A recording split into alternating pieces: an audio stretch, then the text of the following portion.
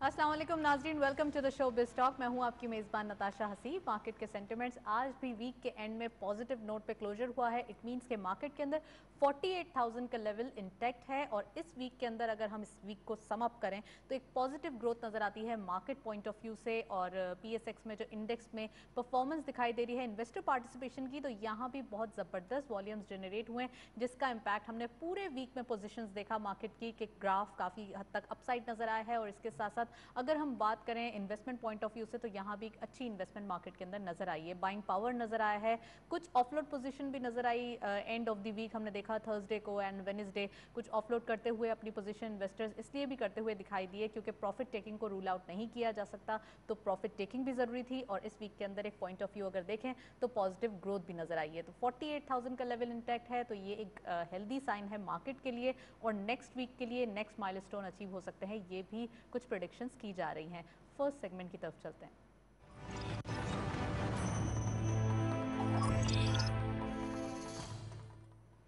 Let's have a look on daily highlights. आज की market की परफॉर्मेंस देखते चलते हैं। ओपन हुई मार्केट 48,093.53 के लेवल पर।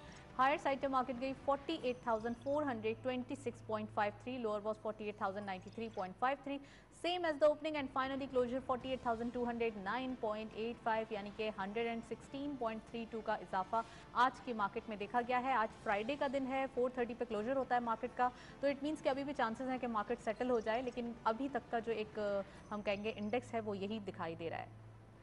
टर्नओवर में करंटली मार्केट के अंदर 863.72 मिलियन शेयर्स ट्रेड किए हैं। कल के मुकाबले में डिक्लाइन नजर आता है 26.20 मिलियन शेयर्स का। वैल्यू रही 26.48 billion rupees and volume leaders again WTL limelight में दिखाई दे रहे हैं 0.06 के डिक्लाइन के साथ। 3.50 पे क्लोजर।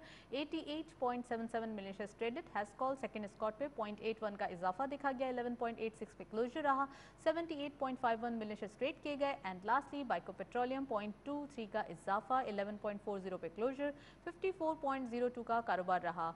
हम देख रहे हैं दो ENP सेक्टर से ताल्लुक रखने वाले स्क्रिप्ट्स आज वॉल्यूम लीडर्स में दिखाई दे रहे हैं। इट मींस के इंटरनेशनली जो ऑयल प्राइस का इंपैक्ट है वो लोकल मार्केट पे भी दिखाई दे रहा है। नेक्स्ट सेगमेंट की तरफ चलते हैं।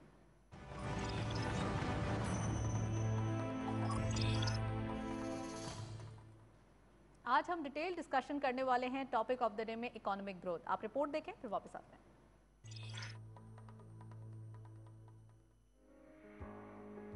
मजमूई तौर पर किसी भी मुल्क में मुआशी रुझान उसके कारोबारी माहौल का सबसे बड़ा जज्ब होता है।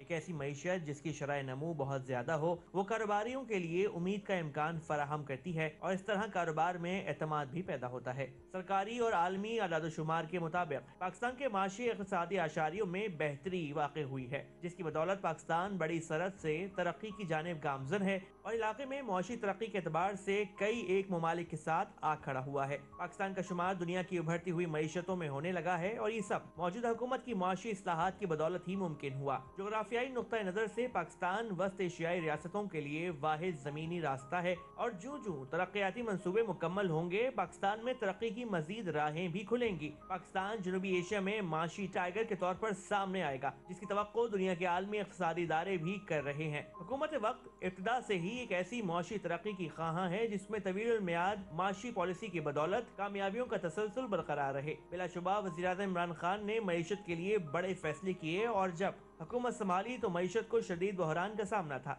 उन्होंने रुपए की कदर में इजाफे के लिए तरजीही इकदाम किए, तामीराती शोबे से मुंसलिक 40 से जायद सनतों को भी फाल किया और अब अल्हम्दुलिल्लाह मईशत बहाल होने लगी है। करंट अकाउंट खसारा अपनी जगह रुक चुका है और हालिया बरस में सरप्लस तक जा पहुंचा है। रवां बरस बड़ी सनतों में कारोबारी सरगर्मियां शुरू हुई और एक्सपोर्ट में बेहतरी आई। पाकिस्तान में टैक्स वसूल करने वाले इदारे ने रवां माली साल के 11 माह में टैक्स इकट्ठा किया, जो कि तारीख में सबसे ज्यादा है।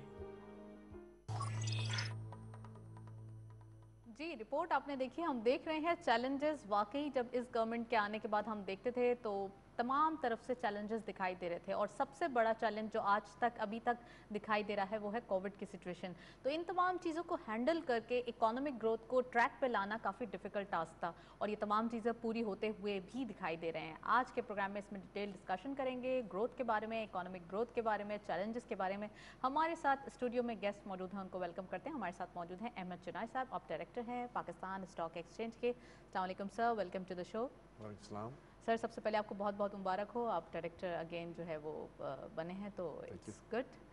अच्छा, सबसे पहले ये बताइए, पाकिस्तान स्टॉक एक्सचेंज की एक परफॉर्मेंस पॉजिटिव ग्राउंड्स पे नज़र आ रही है, लेकिन अगर हम बात करें इकोनॉमिक ग्रोथ की, तो सबसे ज़्यादा एम्फेसिस इकोनॉमिक ग्रोथ पे इस गवर्नमेंट का रहा है। और इस ईयर के अंदर अगर हम बात करें तो कोरोना के होने के बावजूद, एक चैलेंज होने के बावजूद, काफ़ी हद तक चीज़ें पॉजिटिव डायरेक्शन में नज़र आ रही हैं। सर, तो ये कितना मुश्किल टास्क था और इसका सोल्यूशन आना और पॉलिसीज़ आना, टाइमली डिसीजंस लेना, कैसे देख रहे हैं तमाम चीज़ों को?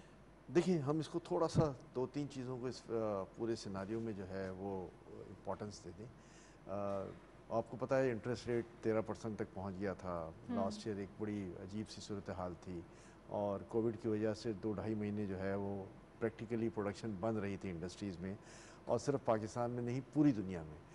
इसकी वजह से मार्केट में एक खला आ गया, जो ज़रूरत ज़िंदगी की चीज़ें थी, चाहे वो कंज्यूमर आइटम्स थी, चाहे वो इंडस्ट्रियल यूज़ की आइटम्स थी, चाहे कंस्ट्रक्शन की आइटम्स थी, उन सारी चीज़ों में एक जमूद हो गया और वो सारी चीज़ें जो हैं वो प्रोड्यूस नहीं हुई। ज़ाहिर है डिमांड तो एक आती है। तो आज जो हम एक अपसर्ज देख रहे हैं वो 3-4 बेसिक वजहों से डिमांड की अपसर्ज देख रहे हैं। एक तो कोविड का बंद होना, और इसके बाद कोविड में बंद होना, और उसके बाद जो है वो इसकी एक डिमांड क्रिएट हो जानी। दूसरी, गवर्नमेंट ने उस बात को रियलाइज़ करते हुए बड़ी प्रोग्रेसिव पॉलिसीज़ दी। उन्होंने बतदरीज इंटरेस्ट रेट जो है वो 13% से कम करके 7% पे ले आकर लोगों को एक स्पेस दिया कि आप आ जाएं और काम करें। फिर टर्फ में जो है वो तकरीबन 3 बिलियन रुपए जो है उन्होंने दिए लोगों को इंडस्ट्रियलाइजेशन के लिए, ज़्यादा से ज़्यादा इनकरेज किया। इसके बाद कोविड में जब आप बंद थे तो सैलरीज़ के लिए जो है वो पैसे दिए कि आप आसान किस्तों पे और बहुत कम इंटरेस्ट रेट पे जो है वो उन्होंने कर्जे दिए ताकि हम अपने एम्प्लॉयज़ को ज़िंदा रख सकें। ये सारी चीज़ें, और फिर इसके बाद progressive policies towards industrial production, towards construction industry और टूवर्ड्स ऑल इंडस्ट्रीज़। अब ये सारे जब मिलकर एक पैकेज की सूरत में आते हैं तो आप देखते हैं कि एक साथ सब जगह पर जो है वो पॉजिटिविटी आ जाती है। तमाम इंडस्ट्रीज़, जो चाहे वो सिक इंडस्ट्रीज़ थी, चाहे वो बंद इंडस्ट्रीज़ थी, उनमें कोई ना कोई हरकत आ जाती है और इंडस्ट्रियल प्रोडक्शन जो है वो शुरू हो जाती है। लोगों ने ज़मीनों में भी बहुत पैसा डाला, इंडस्ट्रियल लैंड्स की कीमतें बढ़ गई, लोगों का एक इंटरेस्ट आ गया कि जी और इंडस्ट्रीज़ लगाएं और फैक्ट्रीज लगाएं, तो एक मार्केट में डिमांड क्रिएट हो गई। जब एक तरफ डिमांड आती है तो फिर वो डिमांड जो है उसका मल्टीपल इफेक्ट्स। बहुत सारे पॉइंट्स रेज किए हैं, मैं बारी बारी सबको पूछती हुई चलती हूँ। आपने इंडस्ट्रीज़ की बात की और आपने कहा कि पुरानी इंडस्ट्रीज़ को भी जिंदा किया और वहाँ भी काम होना शुरू हुआ, प्रोडक्शन बढ़ी। तो आप समझते हैं कि कॉस्ट ऑफ डूइंग बिजनेस अब ईजी हो गई है, ज़्यादा फ्रेंडली इन्वायरमेंट क्रिएट हो गया है कि बिजनेसेस ज़्यादा इस इन्वायरमेंट में पनप सकें? देखिए, जहाँ तक कॉस्ट ऑफ डूइंग बिज़नेस की बात है तो कॉस्ट ऑफ डूइंग बिज़नेस कम नहीं हुआ, शायद बढ़ा है, लेकिन ओवरऑल डिमांड बढ़ गई है। पीछे से सप्लाईज आपकी बेहतर हो गई है। लोगों के पास कैपिटल मौजूद है।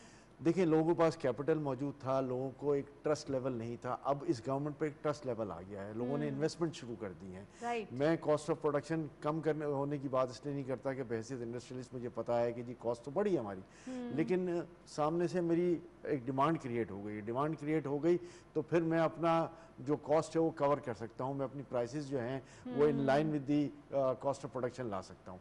तो ये सारी चीज़ें जो हैं वो एक वाइब्रेंट पोजीशन में आ गई।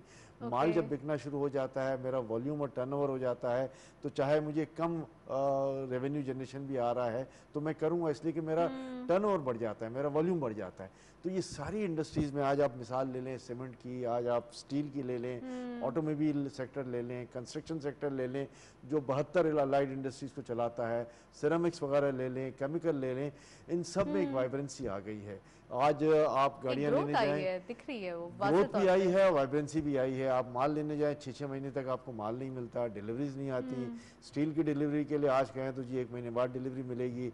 ये सारी चीज़ें इस बात की निशानदेही करते हैं कि जी मार्केट में डिमांड क्रिएट हो गई है। जब डिमांड क्रिएट होती है तो इंडस्ट्रियलिस्ट जो हैं वो आगे आते हैं, नई इंडस्ट्रीज लगाने की बात करते हैं। आज सैकड़ों की तादाद में एलसीज खुली हुई हैं। आप जो ये अपसर्ज देख रहे हैं इंपोर्ट्स में, वो इसी वजह से देख रहे हैं कि इंडस्ट्रियल गुड्स आ रहे हैं पाकिस्तान में, बिल्कुल। इंडस्ट्रियल मशीनरी आ रही है।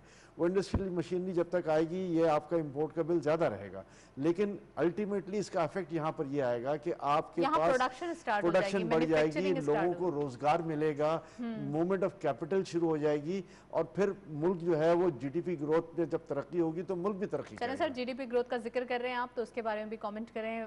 4% के करीब दिखाई दे रही है, और जो न्यू ईयर के लिए, फिस्कल ईयर के लिए सेटिंग की गई है या कहा गया है कि इतनी ग्रोथ हो सकती है, तो वो 5% के करीब है, तो वो कितनी पॉजिटिव है सर? देखें, फाइनेंस मिनिस्टर शौकत तरीन साहब ने उसको 5% का बेंचमार्क दिया है। मैं समझता हूँ हम इस बेंचमार्क से काफ़ी आगे जाएंगे, क्योंकि ये जब मशीनरी वगैरह आएगी, प्रोडक्शन होगी, माल बिकेगा, तो एक विन विन पोजीशन होगी, और हम शायद 5 की जगह 5.5 पौने 6 पे भी चले जाएं। तो मैं समझता हूँ कि ये एक आइडियल सिचुएशन है आज पाकिस्तान में। जब ये अपॉर्चुनिटी एग्जिस्ट करती है तो मैं समझता हूँ कि तमाम दुनिया के जो फॉरेन इन्वेस्टर्स हैं उनको यह आना चाहिए कि ये पोटेंशियल है, यहाँ पर बहुत सारी फैसिलिटीज़ मौजूद हैं, ईज़ ऑफ डूइंग बिजनेस भी साथ साथ आ जाएगा।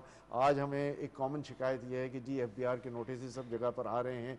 शौकत तरीन साहब ने बड़े वाज़े अंदाज में ये अनाउंस कर दिया है कि 1 जुलाई के बाद कोई इस तरह का नोटिस नहीं आएगा। तो मैं समझता हूँ कि आगे चलकर लोगों के लिए आसानियाँ मज़ीद हैं। बिजनेस कम्युनिटी हैप्पी रहे और वो काम करती रहे तो तमाम चीज़ें इंटैक्ट नज़र आती हैं सर, एम्प्लॉयमेंट भी जनरेट होती रहती है, तो ये चीज़ें तो देखना पड़ती हैं ना। आप देखिए, बात बिल्कुल सही है, बिजनेस कम्युनिटी खुश हो रही है अगर, और उसको एक रेवेन्यू जनरेट हो रहा है, तो फिर मैं बरमला ये कहूँगा कि हमारा जो छोटा तबका है वो डाउन द लाइन उसका इफेक्ट भी आना चाहिए।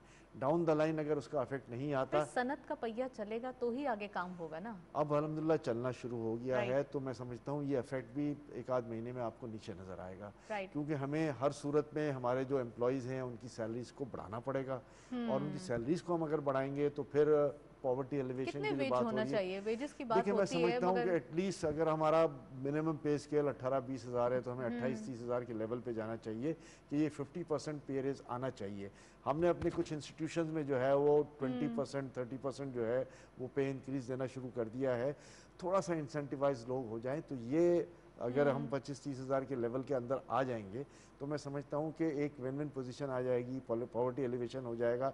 देखिए, आज भी एक ग्राफ आया था जिसमें सारी दुनिया की फूड इन्फ्लेशन जो है उसके फिगर्स आए थे, जिसके मुताबिक पूरी दुनिया में फूड इन्फ्लेशन आया हुआ है, और सब जगह पे फूड प्राइसेस जो हैं वो बढ़ी हुई हैं। तो पाकिस्तान में अगर बढ़ी हैं तो शायद गवर्नमेंट का इसमें कोई कसूर नहीं है, इसमें ये वर्ल्ड वाइड फिनोमेना है। अब इसका मुकाबला कैसे होगा? इसमें मुकाबला यही होगा कि लोगों की बाइंग पावर बढ़ा दें। बिग इशू हमेशा से रहा है। आज भी स्टेट बैंक का मैं न्यूज़ पढ़ रही थी, उसमें यही दिखाया गया है कि इन्फ्लेशन के ऊपर टारगेट करना है, सबसे ज़्यादा इसके ऊपर काबू पाना है। तो इसका सोल्यूशन क्या है सर? ऑब्वियसली इशू तो पूरी दुनिया के लिए है कि लोगों की बाइंग पावर आप बढ़ाएं। अच्छा, एक तरफ कॉन्सेप्ट शायद स्टेट बैंक का ये है कि जी लोगों की बाइंग पावर बढ़ाएंगे तो हमारी प्राइसेस और इंक्रीज हो जाएंगी। नहीं, मैं ऐसा नहीं समझता।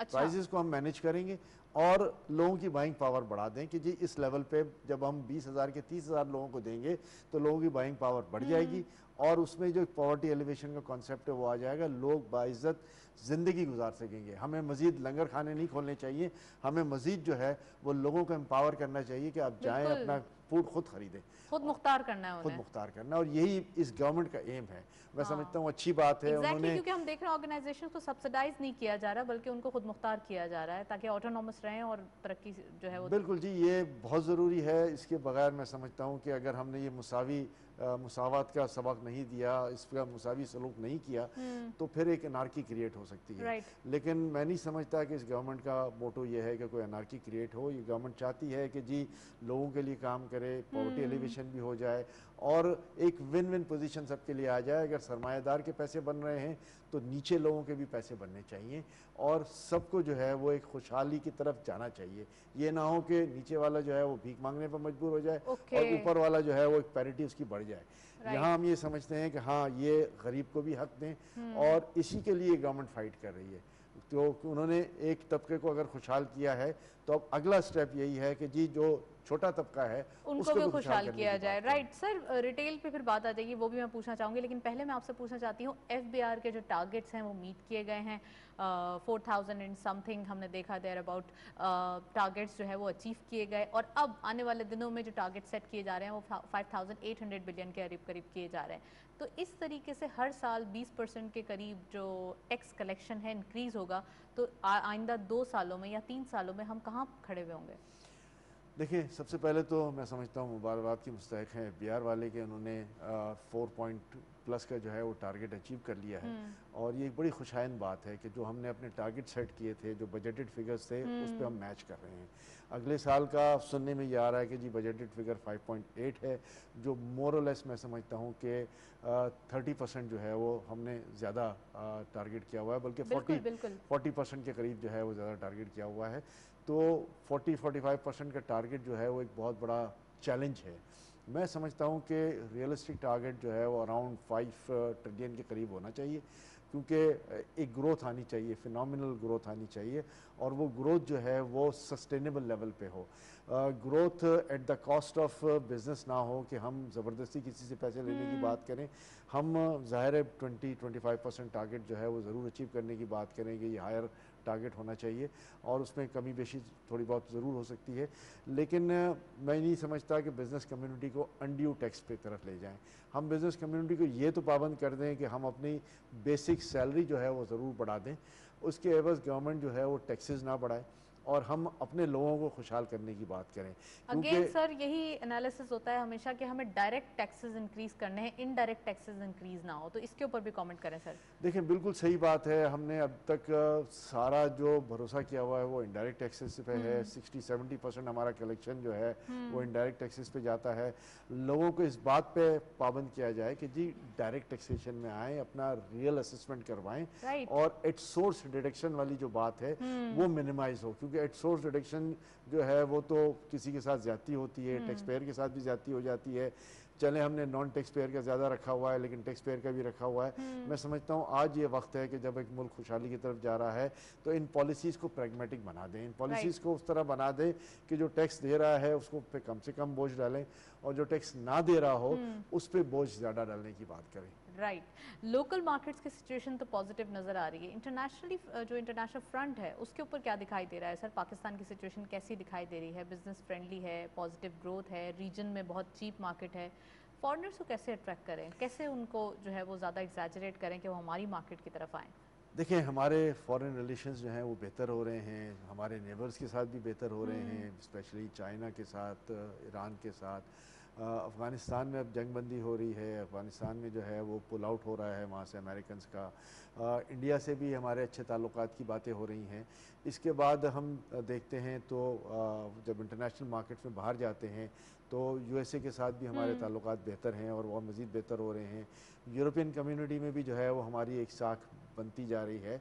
तो ये मैं समझता हूँ कि विन विन पोजीशन है कि जब इंटरनेशनली हम लोगों के साथ होंगे तो लोग पाकिस्तान की तरफ रुख करेंगे।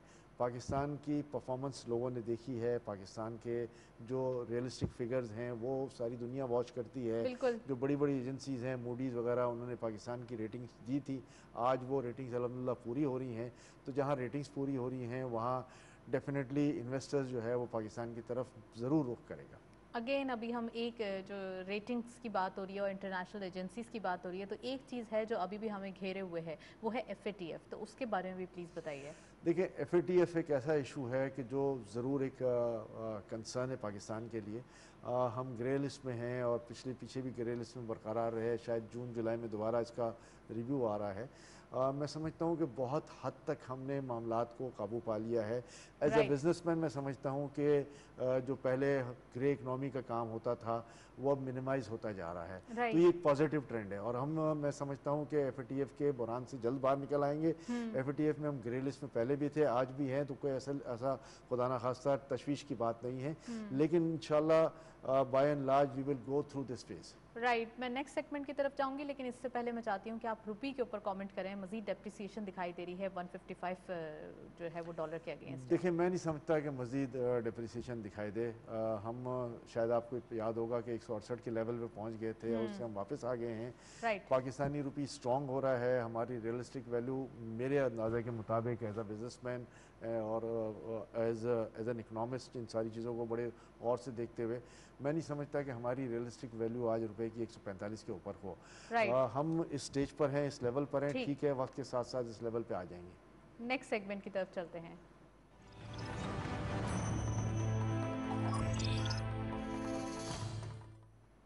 कमोडिटीज और फॉरेक्स के लेटेस्ट अपडेट आज की मार्केट में देखते चलते हैं। गोल्ड की पर तोला प्राइस 1,11,800 रुपीज़, गोल्ड पर 10 ग्राम 95,850 रुपीज़, इंटरनेशनल गोल्ड रेट पर आउंस 1,871.32 डॉलर, ऑयल WTI पर barrel 69.06 dollar, oil Brent crude पर बैरल 71.51 डॉलर।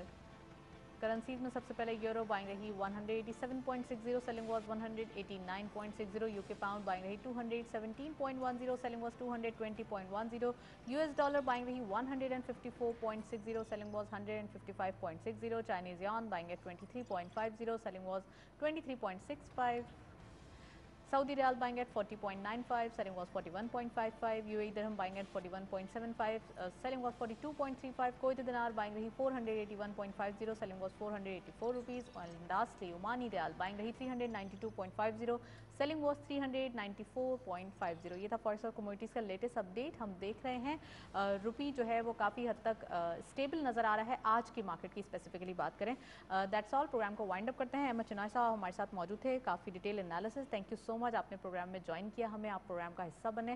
प्रोग्राम को वाइंड अप करते हैं। वाइंड अप करने से पहले हमारा ईमेल एड्रेस नोट करें, विच इज़ biztalk@ptv.com.pk। आपके फीडबैक का इंतजार रहेगा। प्रोग्राम देखने का शुक्रिया। अल्लाह हाफिज़।